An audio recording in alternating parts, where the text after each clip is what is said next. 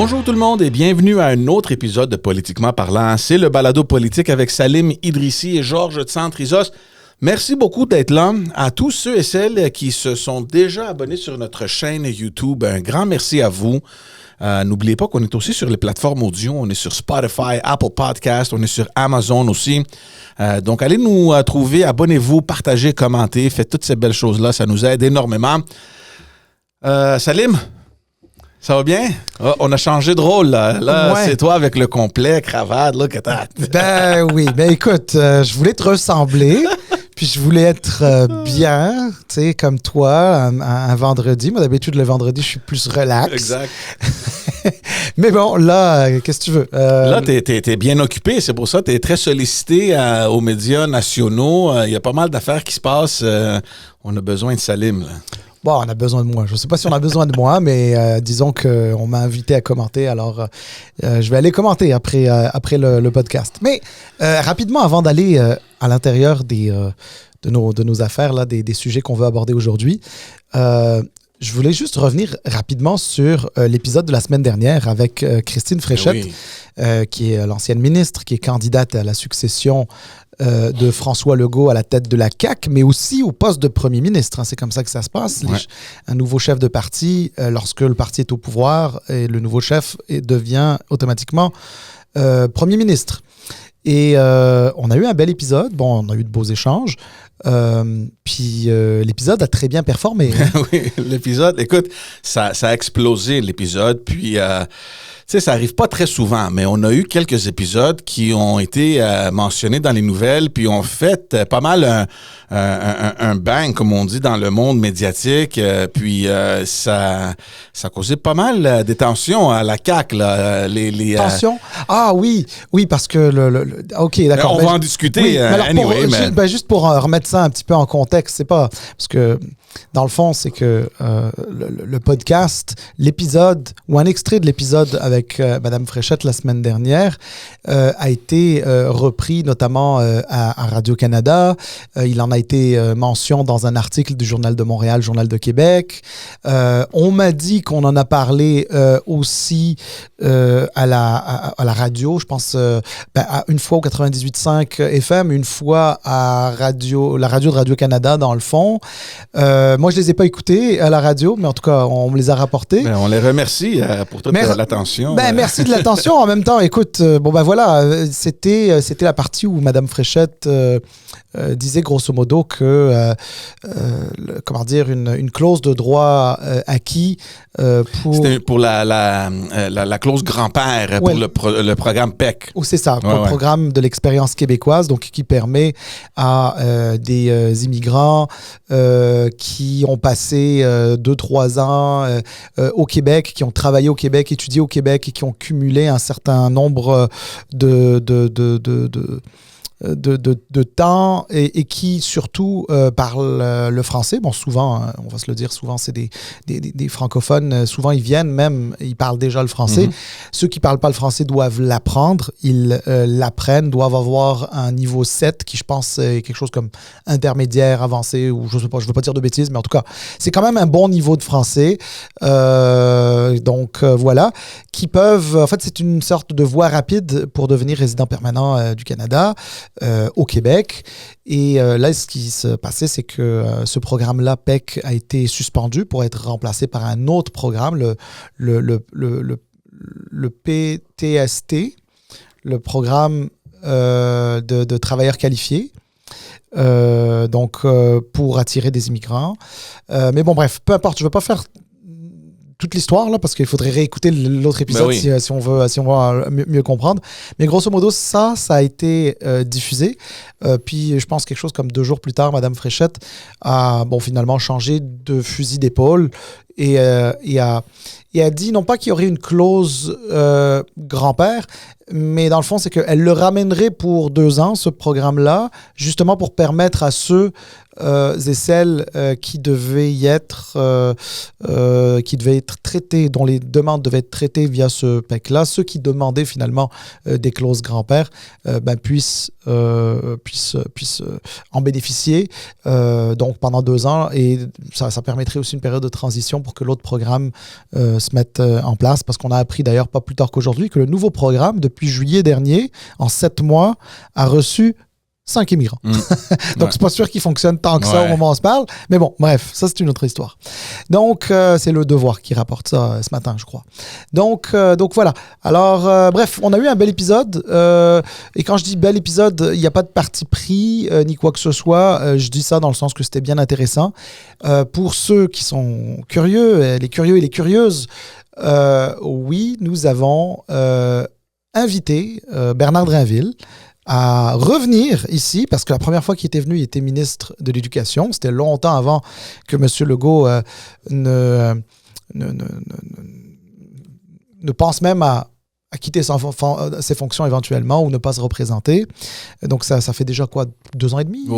Sûrement. Quelque chose comme au moins 2 ans. En tout cas, je pense que c'est au moins 2 ans. Donc là, on l'invite à revenir, mais dans son rôle actuel, qui est celui de candidat à la succession à François Legault comme chef de la CAQ et possible premier ministre, on ne sait pas. C'est ça, exactement. Alors, on espère qu'il... ce que j'ai compris, c'est que c'est un oui, mais il va falloir qu'il soit dans les parages. Et on espère qu'il va venir. Et on va espérer aussi que son épisode performe aussi bien que celui de Madame Fréchette. Voilà. Et en autant qu'il n'y a pas de revirement, parce que, et ça, on va rentrer dans le sujet, parce que suite à cette décision-là qu'a pris Mme Fréchette de finalement offrir cette clause grand-père-là, ça a causé tout un brouhaha au Parlement, parce que, n'oublions pas, l'actuel ministre de l'Immigration, Jean-François Roberge, qui est carrément contre cette philosophie-là, il s'est trouvé un peu dans l'eau chaude, là, à défendre sa candidate, à défendre son bilan à lui, ses décisions, puis toute cette affaire-là. Et moi, je dois avouer, il faut donner un peu à Bernard Drainville cet avantage-là de savoir où aller, pas attaquer, mais quel clou sonner un peu. Là, il est très habile avec les thèmes pour déranger et mettre la pression à son adversaire. Et franchement, cette semaine-là, pas trop sûr si ça a été une semaine facile pour Mme Fréchette. Écoute... honnêtement, c'est pas surprenant. On peut dire attaquer, c'est une attaque. C'est pas une attaque méchante, mais c'est une attaque. En politique, ça fait partie de la game. C'est comme ça, y compris à l'intérieur d'un parti politique et plus particulièrement dans une course à la direction d'un parti. Mais honnêtement, moi, je suis pas très surpris. Bernard Drainville est un politicien redoutable, il faut le dire. Il est habile, comme tu l'as bien exprimé. Je pense que il sait sur quel thème il faut aller et là où il faut appuyer pour déranger. Et je pense que c'est l'une de ses principales forces. Ah, absolument. Puis juste pour compléter, on remarque, surtout cette semaine-là, qu'on ne parle pas d'économie, on ne parle pas de développement. Tu sais, Mme Fréchette, elle était magnifique. On a parlé de sa vision économique du Québec, du développement économique, la régionalisation. Il y avait plein d'affaires intéressantes qu'on a discutées avec elle.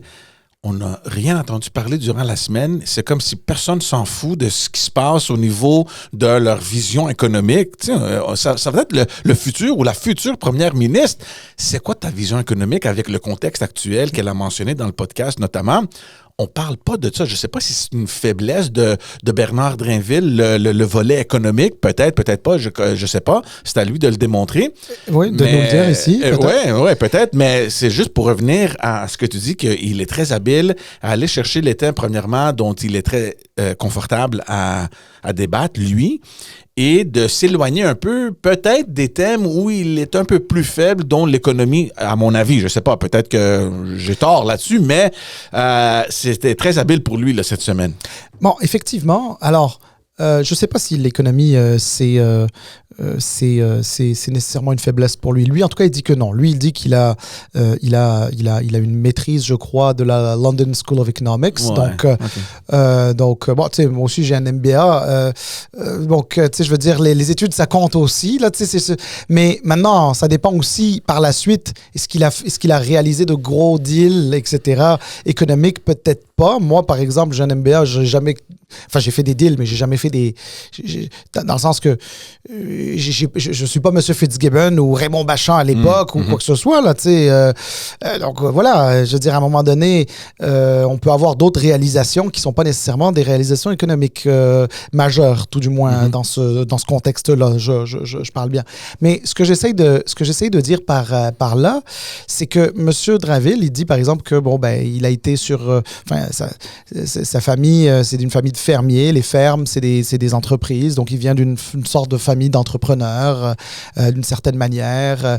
Il dit que son comté, à Lévis, il y a la Davy. Puis, tu sais, donc, ça, c'est très économique puisqu'il y a énormément d'emplois qui se font là, notamment avec les contrats fédéraux là, de construction navale, qu'il a joué des rôles dans l'obtention, je crois, des derniers contrats, etc. Donc, bon, là, je ne vais pas faire son narratif, il viendra éventuellement nous en parler, etc. Mais tu as raison. Ce que tu étais en train d'essayer de dire, là, c'est que, ben, dans le fond, c'est qu'il essayait de l'emmener sur la patinoire, disons, de nature un petit peu plus identitaire. Donc, là où on parle d'immigration, entre autres. Puis lui avait trouvé une sorte, excuse-moi l'expression, mais de sweet spot, là, tu sais, où fondamentalement, c'est que il allait donner la clause de droits acquis à certaines catégories de personnes qui travaillent dans des secteurs très spécifiques comme la santé et l'éducation, où il y a des besoins. Il ne le donne pas à tout le monde. Là, Mme Fréchette, elle est allée encore plus loin. Elle était contre au début, mais là, elle est allée plus loin.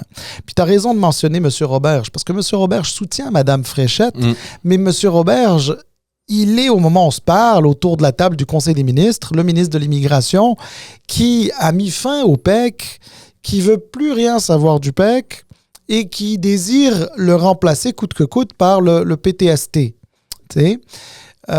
Donc voilà. Alors, c'est sûr que c'est un peu compliqué. Donc, disons, le changement de fusil d'épaule de Mme Fréchette avec des médias qui leur sortaient un petit peu la clip de Politiquement parlant, où elle disait que c'était pas quelque chose qu'il fallait faire. Bon, ben, ça a fait en sorte qu'elle est bon, ça a mis, je ne veux pas dire mis de la pression, mais disons que bon, ben, il a fallu qu'elle s'explique un petit peu, puis elle y est arrivée. Ben, c'est-à-dire la pression, c'est-à-dire que ton équipe de communication, ils ont travaillé pas mal fort cette semaine-là pour te couvrir un peu les traces. Et je te mentionne aussi, et c'est là où moi je vois un peu l'habileté de M. Drainville, parce que tu peux pas traîner un sujet pendant toute la campagne. Ça a traîné toute cette semaine-là, puis je te remarque, puis à tous nos gens qui nous écoutent, là, attendez-vous à ça, parce que ça, c'est le nouveau. Il la garde dans son territoire à lui, où lui, il est le plus habile, puis il a introduit maintenant l'idée des membres de la CAQ, qui peut voter, qui ne pourra pas voter, puis on rentre dans un territoire quand même très fragile, là. Les non-citoyens canadiens qui, normalement, selon la loi électorale, ont le droit de s'abonner ou de prendre un membership à un parti politique. Ils ont tout à fait le droit. Ils n'ont pas, évidemment, le droit de voter durant une élection, ça c'est correct. Durant une élection générale. Exact. Parce que alors, juste, regarde, je vais en profiter un petit peu pour... enfin, je vais essayer de résumer ça parce que sinon... Non, c'est important de le clarifier. On va le clarifier, mais parce que ça peut être un peu technique, fait que je vais le faire en résumé. C'est que au Québec, selon la loi électorale, c'est comme ça que ça se fait un peu partout, ne peuvent voter à des élections générales pour faire élire des députés et élire des gouvernements que des citoyens canadiens résidents du Québec. Donc, tous les Québécois, quand on parle de l'électorat québécois, on parle de citoyens canadiens qui sont domiciliés au Québec. C'est comme ça. Évidemment, sur le territoire canadien dans son ensemble, et là, québécois en particulier, parce que c'est ça qui nous importe, il y a aussi des gens qui ne sont pas citoyens canadiens. Ils ne le sont pas soit parce que ce sont des résidents permanents, donc ce sont des citoyens canadiens en devenir. Ils vont le devenir après 3, 4, 5, 6 ans, là, peu importe, mais ils finissent par le devenir. Ils sont destinés à ça. Notre système est fait comme ça. Il y a aussi des travailleurs temporaires. Et les travailleurs temporaires, c'est ceux qui cherchent à avoir la clause grand-père pour avoir accès au PEC, et le PEC leur permet de devenir résident permanent, dans le fond. Donc ça, c'est des temporaires qui veulent rester permanents, c'est-à-dire continuer de vivre ici pour le restant de leur jour, là, grosso modo. Là, les non-citoyens ne peuvent pas voter dans les élections québécoises, ne peuvent pas voter dans les élections municipales, ne peuvent pas voter dans les élections fédérales. Ils n'ont pas le statut de citoyen canadien. Exactement. Mais dans une organisation, ils peuvent voter, une organisation quelconque. Et là, en l'occurrence, on a des partis politiques qui sont des organisations particulières. Ils peuvent voter à l'intérieur des instances. Mais si on leur donne la possibilité de voter pour un chef de parti, dans la situation présente, où le prochain chef de parti de la CAQ va automatiquement devenir premier ministre, c'est comme, d'une certaine manière, donner aux citoyens, à des résidents temporaires, donc non citoyens canadiens, la possibilité de voter pour le gouvernement. Alors, par exemple, toi et moi sommes des citoyens canadiens. On peut voter dans des élections normales pour élire un gouvernement, mais nous ne sommes pas membres de la CAQ, donc nous ne voterons pas. Mais quand bien même, tu comprends ce que je veux dire? Ouais. Mais donc, on ne votera pas, mais t'as du monde qui vont voter parce qu'ils auront décidé de prendre leur carte de membre de la CAQ. Bref, encore une fois, il y a, entre guillemets, là, il n'y a pas de complot là-dedans. Là. Il n'y a rien de mal. C'est juste des réalités qui n'existaient pas dans le passé et qui n'étaient donc pas prévues dans les règles de la CAQ. Et la CAQ, c'est la première fois qu'ils vont connaître une course à la chefferie, parce que la première fois, M. Legault a juste créé son parti, that's it, that's all. T'sais. Donc, ils n'y avaient jamais pensé à ce genre de choses-là. Quand, en 2011-2012, ils avaient une constitution de parti. C'était pas d'actualité, ce genre de choses-là.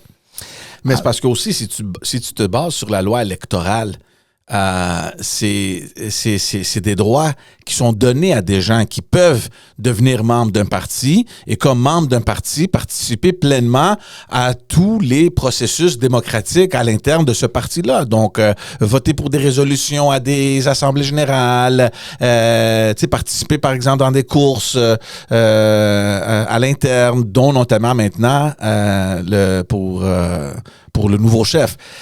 Là, M. Drainville, il est sorti dire qu'on devrait limiter le droit au vote aux citoyens canadiens membres de la CAQ et non les non-citoyens ou résidents permanents ou autres catégories.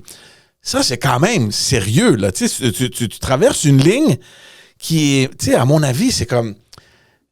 T'enlèves pas des droits parce qu'en fin de compte, c'est un parti, c'est un organisme, puis tu peux prendre des décisions que tu veux dans ton organisation. Là. Tu peux faire ce que tu veux. Tu comprends? Si le parti, comme entité politique, décide que pour le vote à des courses à la chefferie, c'est juste des citoyens canadiens, ben c'est ça le règlement. Mais comme tu dis, il n'y a rien qui existe maintenant dans leur constitution. Donc, et ils n'ont pas le temps de changer le statut d'un membre pour la simple et très bonne raison qu'il n'y a pas de congrès des membres qui va se faire d'ici la fin. Donc, qu'est-ce qu'ils vont faire? Mais alors, j'ai pas très très bien compris ce qu'ils vont faire, mais ils ont déjà commencé à faire des vérifications. Ce que j'ai compris, c'est que sur plus de 15 000 membres qu'ils ont, ils ont peut-être juste quelques centaines de personnes qui sont membres, mais qui ne sont pas inscrites sur les listes électorales. Ouais. Alors, ne pas être inscrit sur une liste électorale, c'est soit parce que tu n'as pas la qualité d'électeur, donc ça veut dire que tu n'es pas citoyen canadien ou tu as moins de 18 ans, ou tu as déménagé puis tu t'es jamais inscrit. Inscrit ou réinscrit, exact. ou tu viens tout juste de devenir citoyen, ou alors tu viens de tout juste d'avoir 18 ans, ou peu importe quoi, ou tu viens juste de sortir de prison, parce que parce que quand tu es en prison, tu perds tes droits civiques.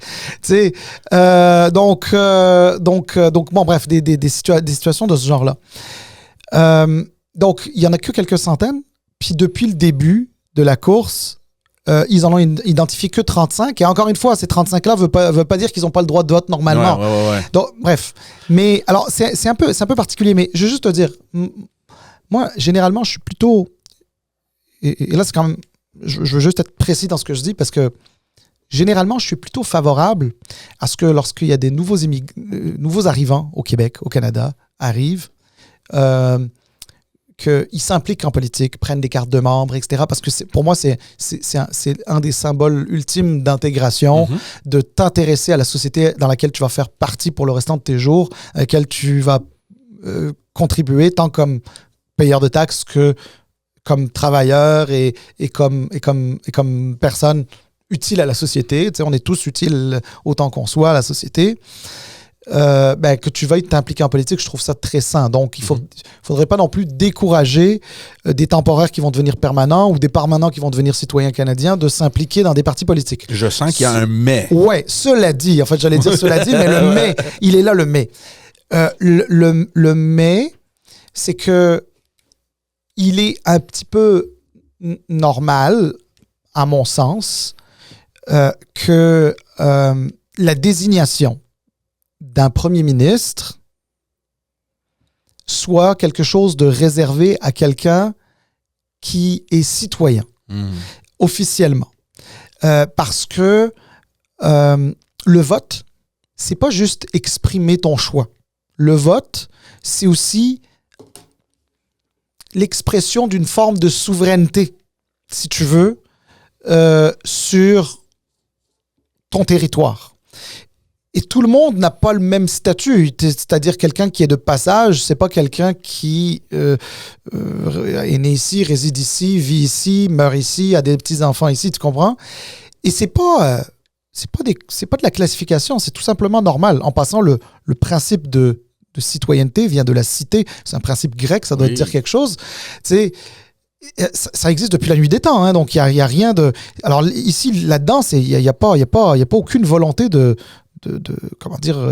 d'antagoniser une partie des gens qui vivent ici qui sont pas citoyens. Au contraire, moi, je suis même favorable à ce que des gens ultimement se qualifient au programme d'immigration, puis deviennent citoyens canadiens et puissent avoir exactement les mêmes droits que tout le reste du Québec, enfin que les gens du Québec, si tu veux. Moi, la seule chose que je dis, c'est que tant aussi longtemps que tu n'as pas ça, tu devrais pas pouvoir désigner un premier ministre. Maintenant, c'est aux partis politiques, d'une manière générale, de régler ça. Il y a des réformes à faire dans nos institutions démocratiques pour nous assurer que ce genre de situation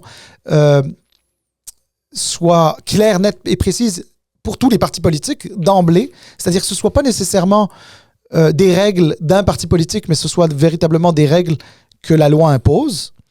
Mais tu sais, on a beaucoup à changer. Hein. Tu sais, c'est comme le statut des chefs de partis non élus, comme on a pu le voir avec Pablo Rodriguez récemment, ou l'année dernière, pendant un petit quelques semaines là avec Mark Carney, ou encore une fois, ou même... Mais maintenant... il y a 40 ans, quand M.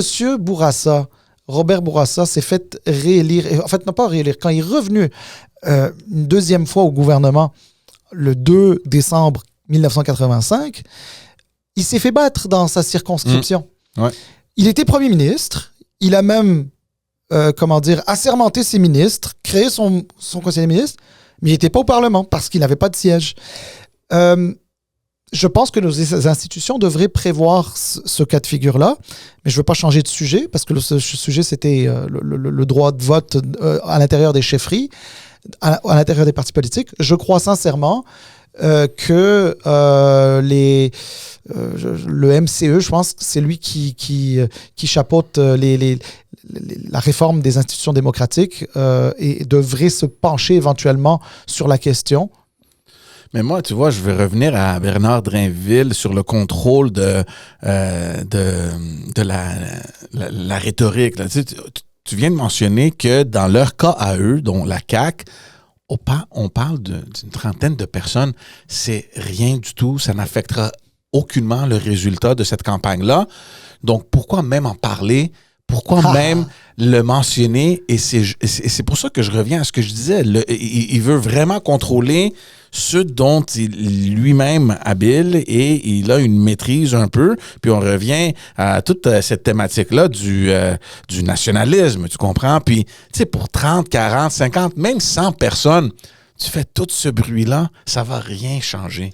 Écoute, je suis bien d'accord avec toi. Alors, à ta question de pourquoi, il va peut-être nous l'expliquer s'il vient au podcast, mais d'ici là, mon interprétation qui vaut ce qu'elle vaut, moi, je pense qu'il essaye de brasser un peu la cage pour se trouver des leviers qui lui permettraient de passer devant Madame Fréchette, parce que pour le moment, Christine Fréchette est quand même en avance. Elle a pris une grande avance, oui. L'avance est quand même assez...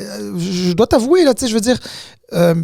Je le disais de Bernard Drinville tantôt, que c'était un politicien redoutable. Et puis, sincèrement, s'il y a du monde qui pense que Bernard Drinville n'a pas de chance dans cette course ou c'est sûr qu'il va perdre ou un truc comme ça, honnêtement, moi, je parierais pas là-dessus.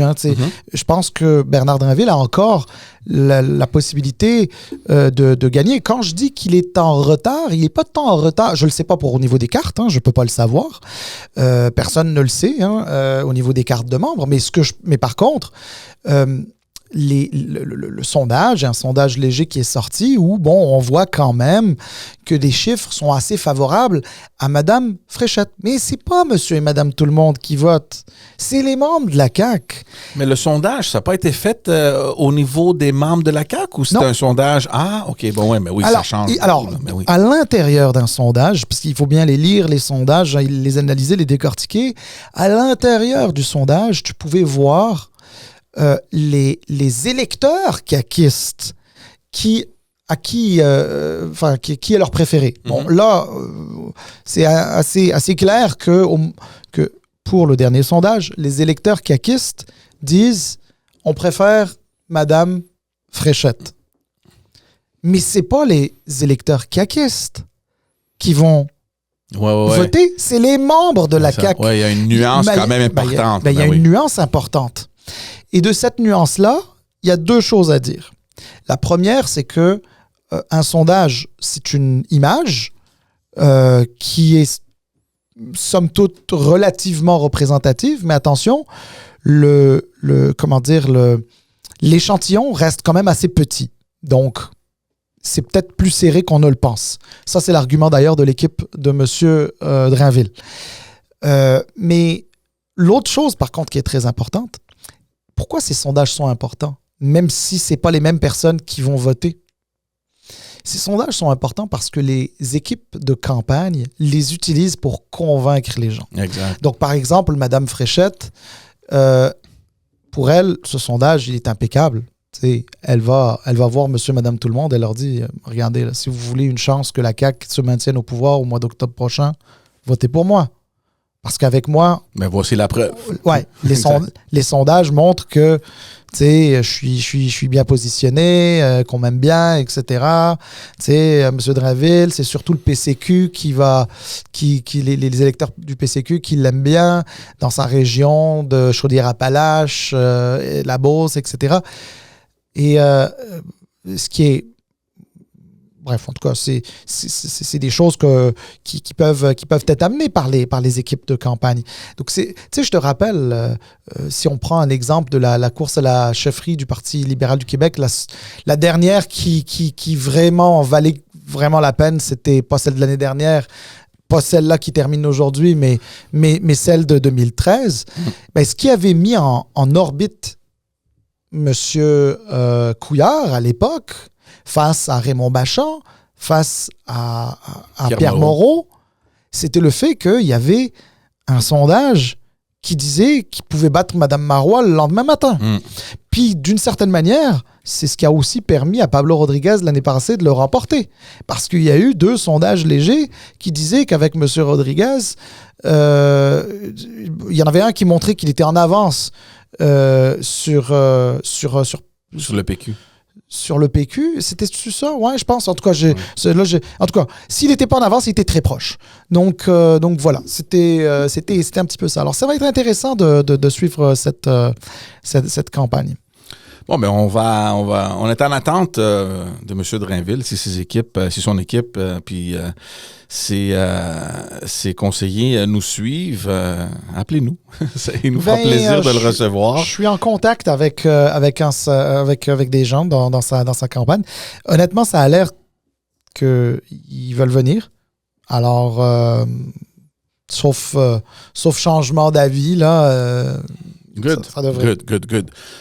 On va faire un petit bond pour aller au Parti libéral du Québec parce que je sais qu'il y a plein de choses qui se passent à la CAQ. Évidemment, il y a une course à la chefferie. Évidemment, il y en avait une jusqu'à aujourd'hui au Parti libéral du Québec. Il est 2h de l'après-midi environ, là. Il reste encore 3 heures. On sait jamais. Ça te tente-tu? Tu vas ramasser 30 000 piastres. Puis 750 signatures de au moins 70 comptés. C'est pas mal confirmé, là. Pour moi, c'est Charles Milliard qui est le nouveau chef du Parti libéral du Québec. Qui sera confirmé dans quelques temps, dans quelques minutes. Là, mais le temps que ce podcast-là va être publié, il sera déjà chef du PLQ anyway. Mais là, on a déjà parlé sur le balado. Sinon, si on l'a pas discuté, on l'a discuté entre nous, à quel point la politique va tellement vite et à quel point les gens oublient rapidement.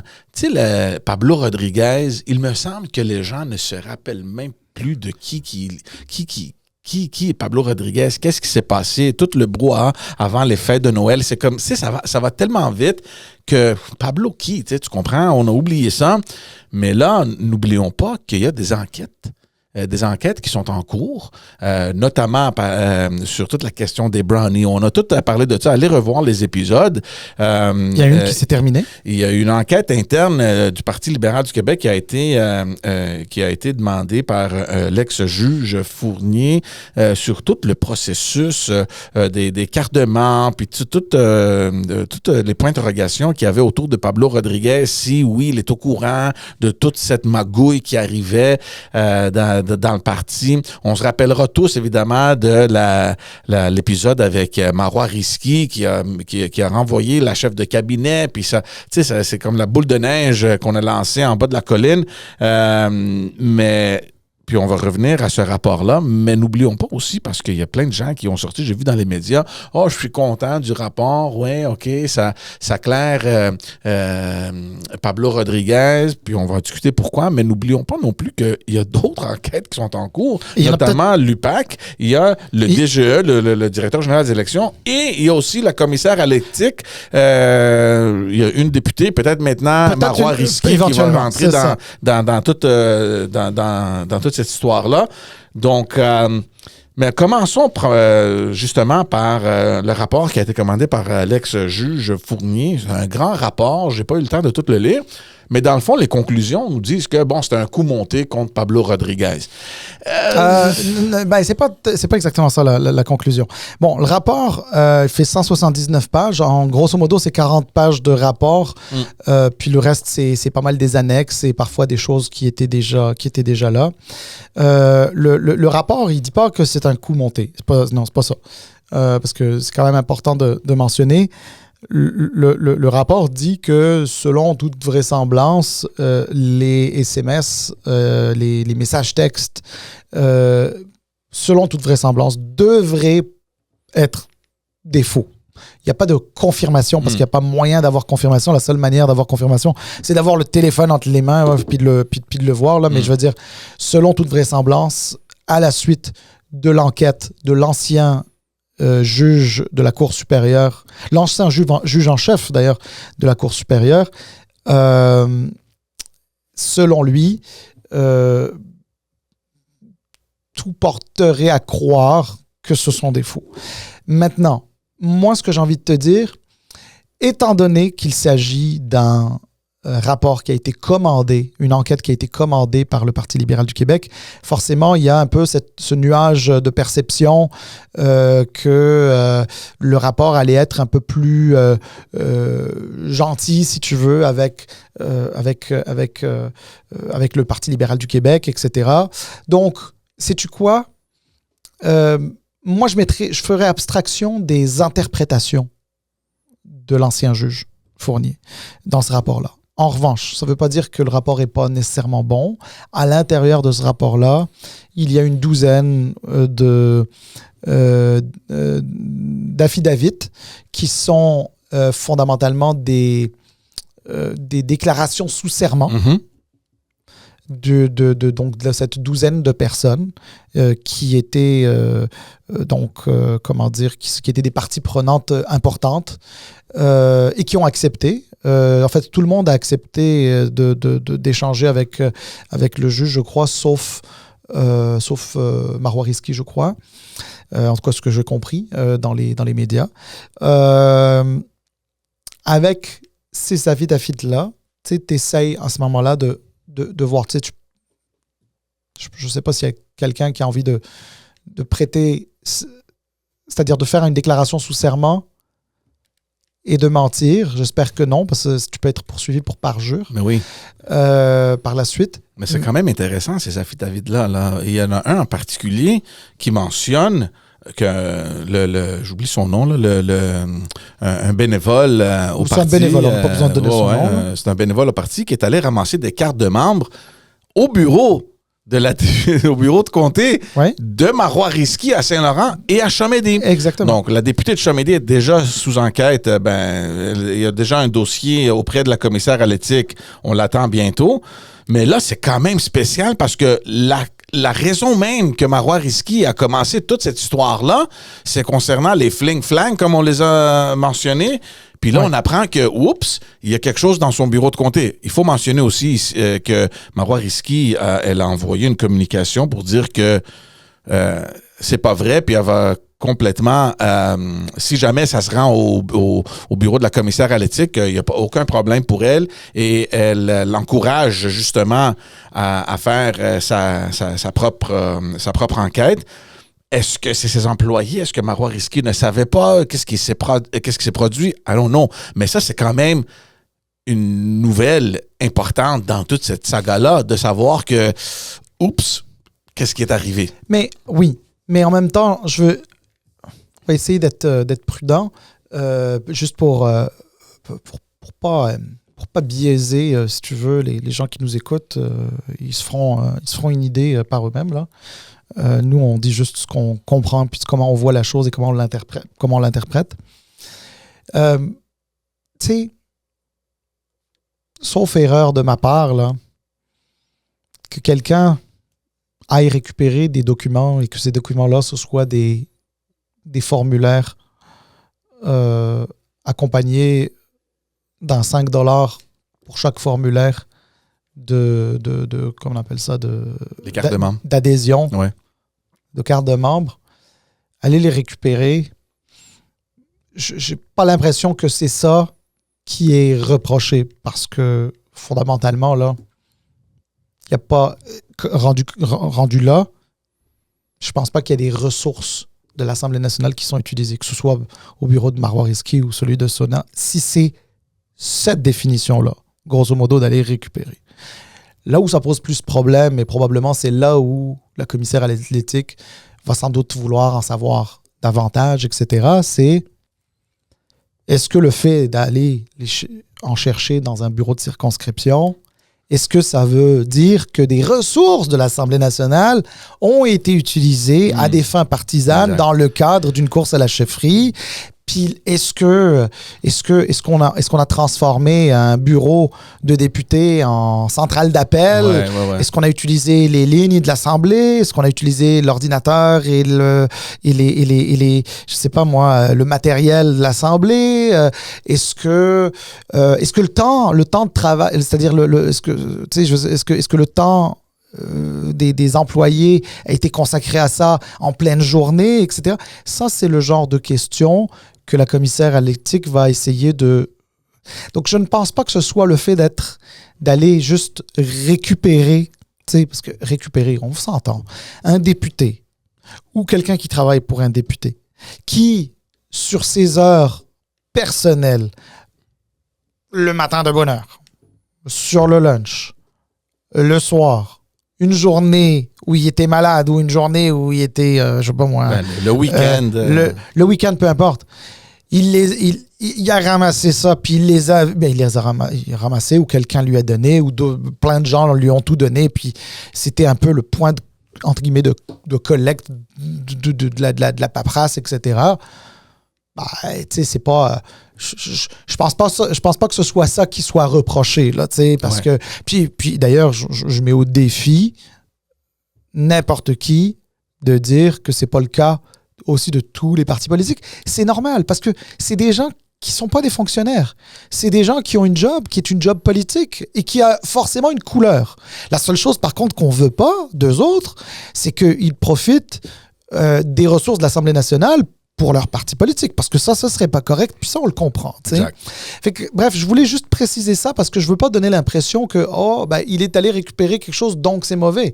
Non, probablement que c'est pas mauvais. Par contre, c'est sûr que si parmi les récriminations de Mme Rizki, c'était de dire « il y a des formulaires et des billets de 5 $ pour chaque... Un billet de 5 $ pour chaque formulaire au bureau de Mme Lacoyan à Laval. » Ben, c'est sûr que dans la perception, c'est pas très bien pour elle que quelqu'un dise j'ai fait la même chose dans son bureau. Tu comprends ce que je veux dire? Exact. Donc, moi, je te dirais que c'est pas tant dans ce qu'on pourrait lui reprocher que dans la perception que c'est pas très bon, tu vois.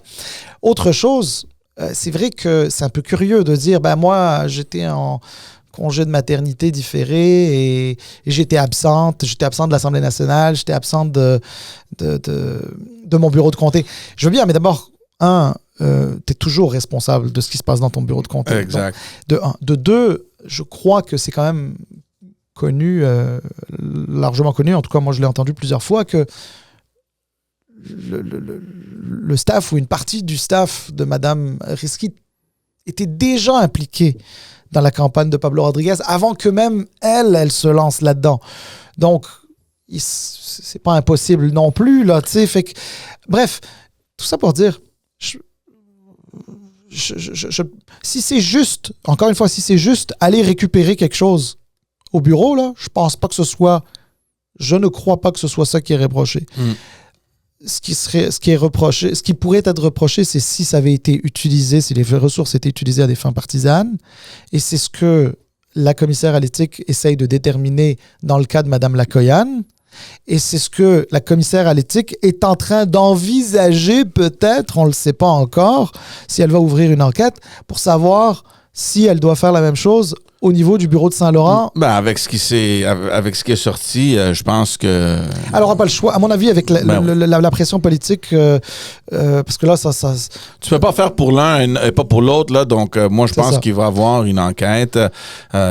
Écoutez, on reste à voir. Mais...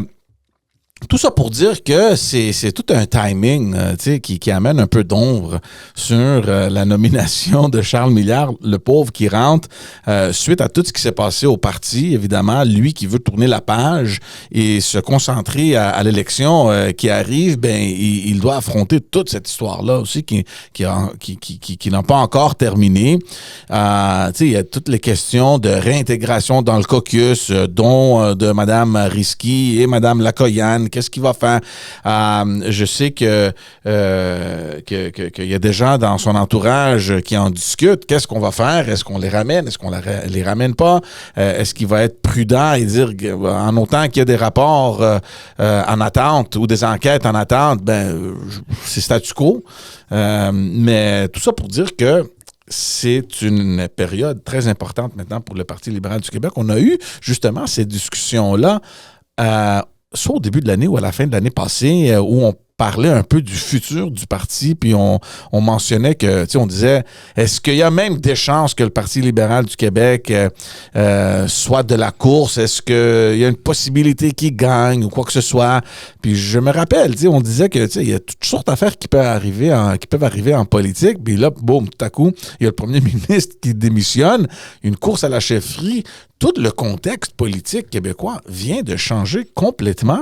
Puis le fait que le Parti libéral du Québec va avoir un chef, ben là, il y a 2 mois d'avance sur la CAQ qui, pendant les 2 prochains mois, ben, va avoir tout ce débat qui va se produire entre leurs membres, les membres du caucus, la pression sur le premier ministre aussi, parce que là, il y a 2 candidats qui proposent des idées qui vont à l'encontre de ce que M. Legault a fait. En immigration, on vient de parler du PEC, le 3e lien qui revient à la surface. Il y a plein d'affaires qui peuvent arriver, qui vont changer un peu la dynamique. Et le Parti libéral du Québec, maintenant, doit se concentrer sur ce qu'il doit faire d'ici la prochaine campagne. Puis on ne sait pas non plus si la campagne va avoir lieu au mois d'octobre. Peut-être que le nouveau chef de la CAQ et nouvelle première ministre va décider, regarde, on va en élection. C'est pas moi qui a été élu premier ministre ou première ministre, donc comme M. Carney a fait d'ailleurs. Là, tu comprends? Sauf que M. Carney, il n'était pas élu en chambre. Il y a une différence quand même importante.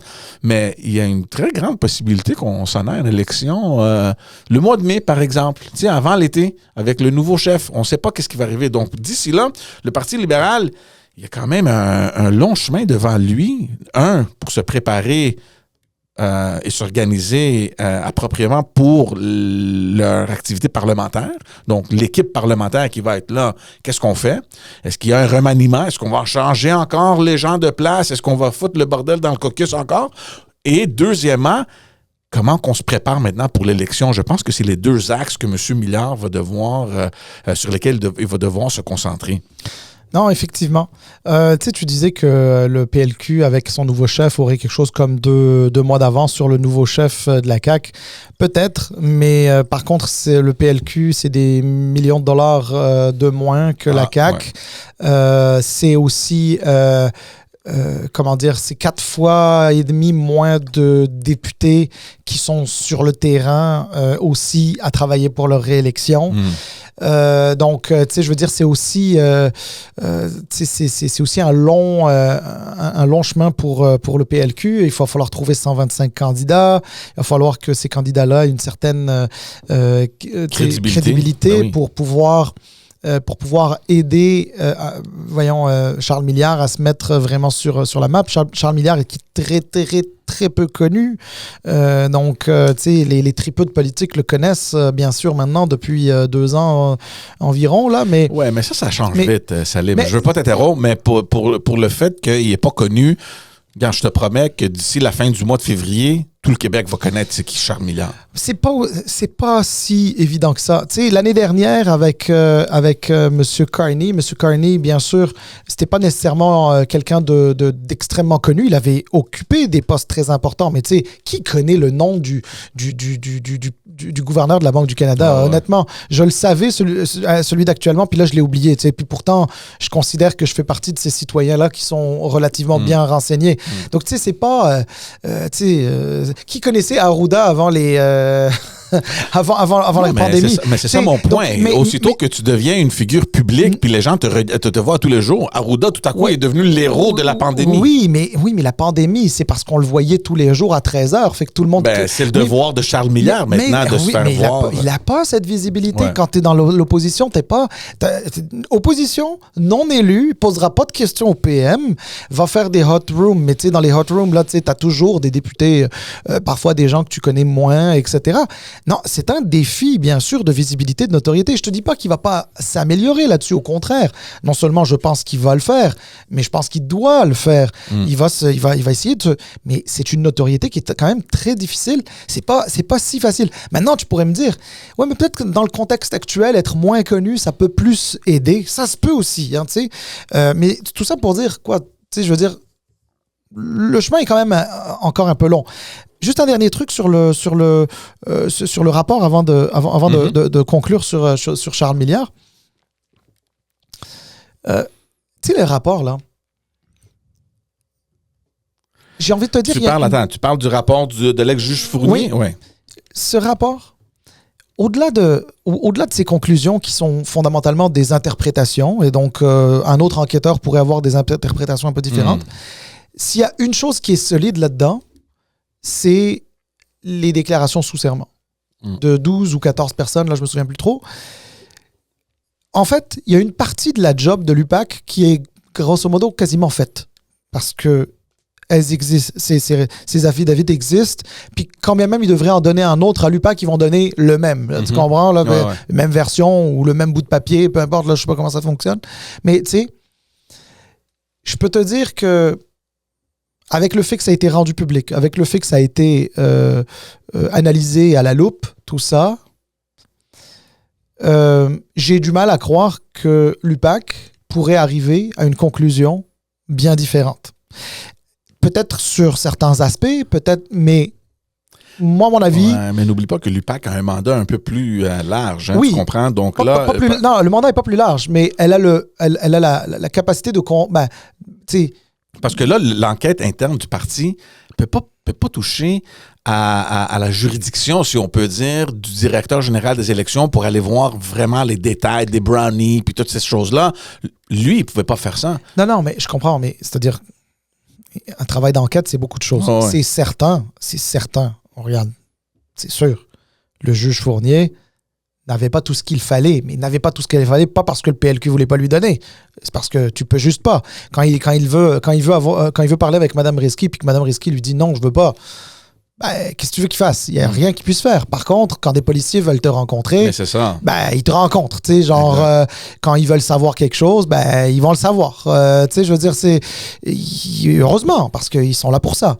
Mais ce que je suis en train de te dire, c'est qu'une enquête, c'est pas juste des portes fermées qu'il faut ouvrir. Des enquêtes, c'est recouper les informations aussi.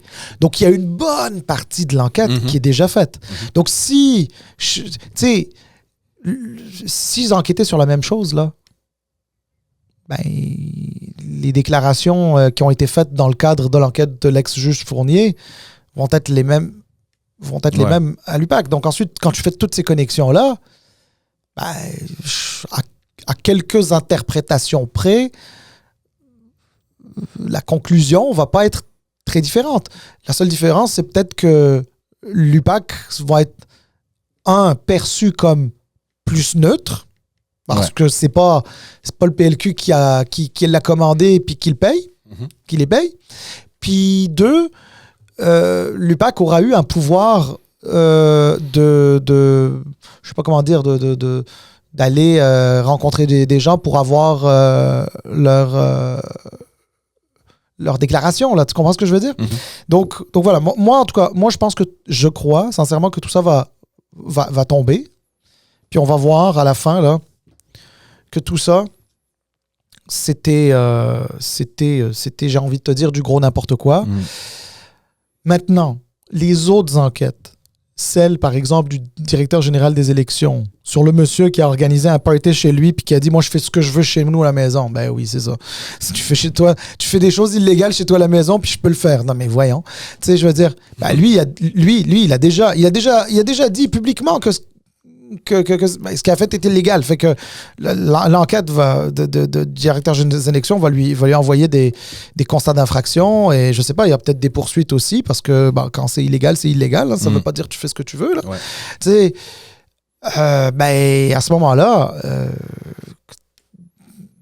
ils vont sans doute conclure que monsieur a fait ça, mais ça ne veut pas dire que les autres étaient au courant, ça ne veut pas dire que les autres voulaient ça ou ont approuvé ça. Donc, puis ensuite, la commissaire à l'éthique qui est en train de faire son travail aussi, et qui pourrait peut-être, probablement ou possiblement, à tout le moins, conclure que telle ou telle chose était pas correcte, ne devrait pas se faire, puis pourrait comment dire, rédiger des blâmes ou des choses comme ça pour lesquelles politiquement les personnes coupables pourraient payer cher. Ouais. Donc voilà. Maintenant, sur Charles Milliard et toute la préparation, nous, on a des discussions un peu entre nous, mais ça serait bien peut-être de le mentionner parce que on revient souvent à la même conversation, moi et toi, sur les, entre guillemets, remaniements. Là. Il y a un nouveau chef qui va rentrer maintenant. Il y a déjà une équipe parlementaire qui fait un travail, je te dirais, depuis le départ de Dominique Anglade. Même avant. Tu sais, c'est les députés qui étaient là quand M. Couillard a perdu son élection. Ils sont là, ils savent quoi faire. Laisse-les faire leur job, tu comprends? Puis chaque nouveau chef qui rentre puis qui joue les chaises musicales, puis touche pas à ce qui fonctionne. Laisse les députés faire leur travail. Concentre-toi sur ce que tu dois faire. Là, j'entends des petites affaires ici et là, des petits changements. On n'est pas là pour dire à Charles Milliard quoi faire ou quoi ne pas faire, là, mais... Ben, tu peux avoir ton opinion, mais écoute, regarde, moi je pense qu'il va y en avoir des changements, mais je pense pas que ça va être nécessairement des changements majeurs. Ouais. Ça va être probablement des petits changements qui vont permettre aussi à Charles Milliard d'asseoir son leadership, parce qu'il arrive comme chef non élu, avec aucune expérience politique. Il a besoin d'asseoir son autorité à la fois sur le caucus, sur le parti, de donner des orientations et que les choses fonctionnent. Puis il ne peut pas faire ça en laissant les choses telles qu'elles sont. Je ne te dis pas qu'il n'y a pas des avantages à les garder comme ça. Probablement que, un peu à l'image de M. Couillard en 2013, qui était un chef non élu aussi, quand il est arrivé, il a laissé les Jean-Marc Fournier, les Pierre Moreau de ce monde, etc., à leur place, et s'était occupé, lui, plus d'aller chercher sa visibilité, sa crédibilité, d'aller chercher ses candidats, d'être un peu sur le terrain, etc., etc. Mais ensuite, chaque politicien a sa feuille de route, chaque politicien a ses qualités, ses défauts, ses forces, ses faiblesses. Puis moi, je crois qu'il va y avoir quelques changements, puis c'est des changements qui sont peut-être pour Charles Milliard importants pour la simple et bonne raison que s'il y a besoin d'être connecté aussi à la réalité, il faut que ce soit quelques personnes qui lui sont fidèles, loyales, qui puissent être là. Donc, il va probablement y avoir quelques ajustements au niveau des officiers. Je ne pense pas qu'il va y avoir des changements nécessairement au niveau des porte-paroles de chaque dossier. De toute façon, il est bien trop tard. Là, c'est la dernière session. La session a commencé. C'est pas le moment là, de commencer à dire à quelqu'un de s'occuper de médecine lorsque avant il s'occupait d'éducation. Là, donc, ça, c'est d'une part. Puis d'autre part, bien sûr, il va y en avoir probablement aussi dans le staff politique. Donc, probablement 2, 3, 4 personnes qui vont changer de fonction, etc., pour faire de la place à des gens qui sont plus proches de Charles Milliard. Moi, je pense que c'est ça. Mais le plus important, George, c'est même pas tant ces changements-là. Le plus important, c'est sur quoi il doit se concentrer. Ouais. Il doit se concentrer, bien sûr, sur sa visibilité. On a parlé tantôt, parce qu'il doit accroître sa notoriété, une notoriété qu'il n'a pas. Les gens ne le connaissent pas. Peut-être que c'est un avantage de ne pas être très connu aujourd'hui, mais en même temps, ça ne peut pas être un avantage à 100%. Donc, si tu peux combler un petit peu en faisant cet effort-là, c'est important.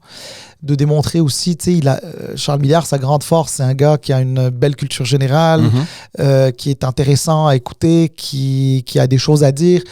Donc il faut aussi laisser de la place un peu à ce talent-là de s'exprimer un petit peu sur les dossiers en tant que tel. La mise en garde, si tu veux, que moi j'aurais pour lui, ce serait plus... en fait, ce serait deux choses. Un, j'ai envie de lui dire, tu ne pourras pas plaire à tout le monde. Il n'y a pas un politicien ou un chef de parti qui peut plaire à tout le monde.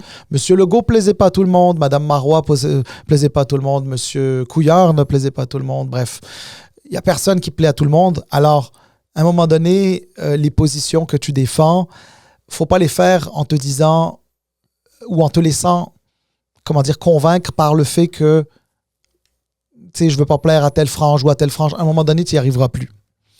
Et l'autre truc important à lui dire, je pense que quand tu arrives à la tête d'un parti politique, puis particulièrement d'un parti politique comme le PLQ, qui a quand même une longue histoire, longue tradition.